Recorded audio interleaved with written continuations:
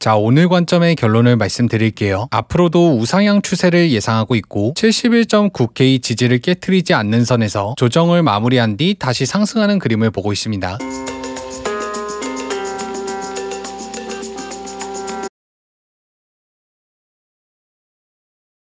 네, 안녕하세요. 퐁크입니다. 오늘도 제 관점을 말씀드리기 위해서 녹화를 시작했고요. 그 전에 지난 관점 복귀 먼저 하고 올게요. 지난 10월 31일 오후 9시, 그러니까 정확하게 이때죠. 당시엔 CME 갭을 해소하고 다시 상승 추세를 이어나가는 그림을 봤습니다. 영상이 올라간 직후 갭을 해소했고 그 저가로부터 23% 상승했습니다. 관점 적중. 당시 영상은 오른쪽 상단에 링크 걸어둘게요. 이어서 11월 4일 오후 8시, 정확하게는 이때죠. 당시에는 66K와 65K를 지켜주며 상승하는 그림을 봤습니다. 그리고 그 정확한 지지 가격은 66,655불, 말씀드린 가격에서 지지받고 크게 상승했습니다. 관점 적중. 당시 영상도 오른쪽 상단에 링크 걸어둘게요. 이어서 11월 7일 오후 7시, 그러니까 정확하게 이때죠. 당시에는 74K와 73K를 지켜주며 상승하는 그림을 봤습니다. 영상이 올라간 뒤 74K 초반을 테스트했고 이후 별다른 조정 없이 상승 추세를 이어나갔습니다. 관점 적중.